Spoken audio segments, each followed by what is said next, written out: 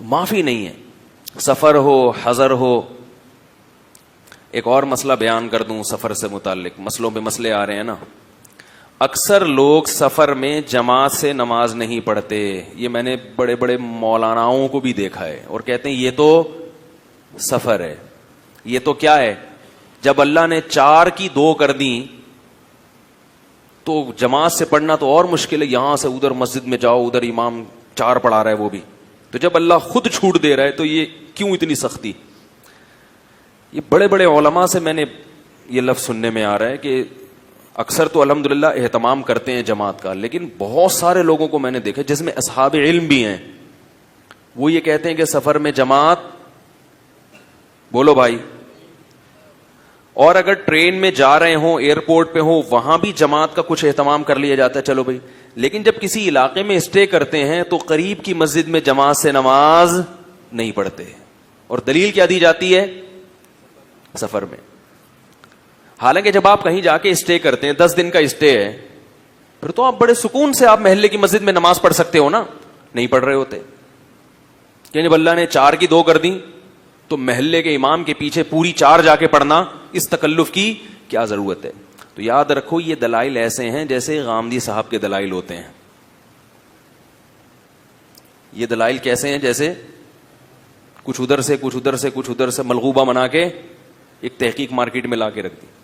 غامدی صاحب نے جو امتحان، جن طلبہ کے پیپر ہوتے ہیں نا، ان کے لیے جو استدلال کیا ہے نا کہ کل اگر پرچہ ہے تو آج پیپر چھوڑ سکتے ہیں، وہ بالکل اسی سٹائل کا استدلال ہے.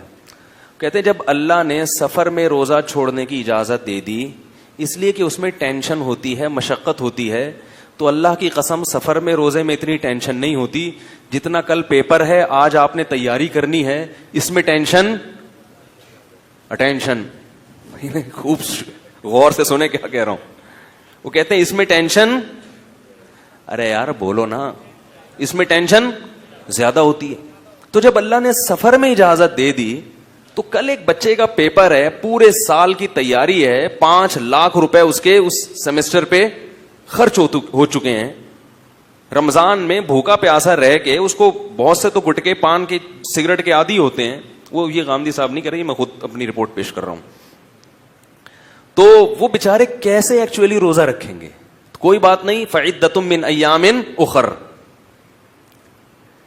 سمجھ رہے؟ جبکہ امت کے تمام فقہا، مفتیان کرام سب کہتے ہیں کہ روزہ چھوڑنے کی اجازت صرف 2 کنڈیشن میں ہے، سفر میں اور بیماری میں.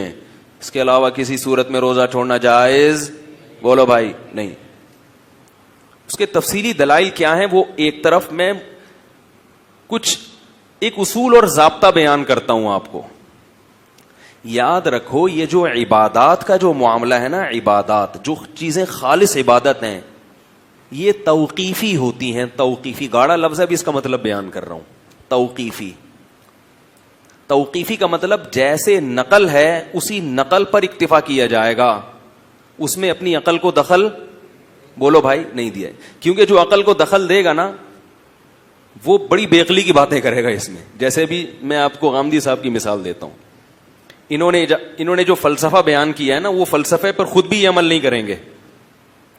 تو پہلے میں یہ اصول آپ کو سمجھا دوں کہ عبادات کیا ہوتی ہیں.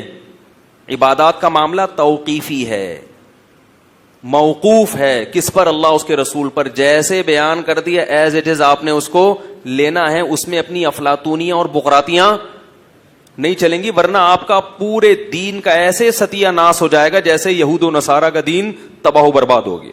انہوں نے بھی بڑی فلسفت کی، اصل میں ایکچولی یوں تھا تو ایکچولی یوں تھا کر کے سیٹنگ ہی پوری آؤٹ کر دی. سمجھ رہے ہو؟ اللہ نے جہاں رمضان کے روزے بیان کیے وہاں ساتھ ساتھ بیان کر دیا فمن کان منکم مریضا او علی سفر، مریض ہو یا مسافر ہو، ختم. اب سفر کو اللہ نے بیان کر دیا، لہذا سفر میں اگر مشقت نہ بھی ہو تو بھی روزہ چھوڑنا، بولو بھائی، جائز. حالانکہ جناب غامدی صاحب کی تقریر کا خلاصہ یہ نکلے گا کہ سفر میں مشقت تھی اس لیے اجازت دی، اور یہ مشقت کل پیپر والے کے لیے بھی ہے، لہذا اس کو بھی اجازت ہے. اس کا مطلب اگر سفر میں مشقت نہ ہو تو پھر غامدی صاحب کے نزدیک روزہ رکھنا کیا ہوگا؟ فرض ہونا چاہیے. میں کہتا ہوں ایک غریب آدمی جو بیچارہ جھونپڑی میں ہو، اسے کوئی اسلام آباد لے جائے جہاز میں بٹھا کے، اس کو اپنے جھونپڑے میں لوڈ شیڈنگ میں جو مشقت تھی سفر میں وہ مشقت نہیں ہوگی. یار موجہ ہی، وہ کہے گا روز میرے ایسے سفر ہوں. لیکن آپ خود بھی فتویٰ دیں گے کہ اس مسافر کے لیے روزہ چھوڑنا جائز ہے. سمجھ میں نہیں آ رہی بات. اس کو ایک اصول ہے، کیونکہ اصول فقہ نہیں پڑھا نا، مجتہدین کے استدلال کے طریقے نہیں پڑھے، مدرسوں میں تو پڑھا نہیں ہے، ادھر ادھر سے کچھ کتابیں کچھ یہاں سے کچھ پڑھ کے اپنا ایک نیا فقہ مارکیٹ میں لانچ کیا. فقہا ایک اصول بیان کرتے ہیں کہ شریعت میں جو خاص طور پر عبادتیں ہیں ان کا مدار علت پر ہوتا ہے، حکمت پر نہیں ہوتا. دیکھو بات سے بات نکلتی ہے. نماز پڑھنا فرض ہے، اس کی حکمت کیا ہے؟ ان الصلاۃ تنہا عن الفحشاء والمنکر، نماز بے حیائی اور برائی سے روکتی ہے. یہ اللہ نے اس کی ریزن بیان کر دی.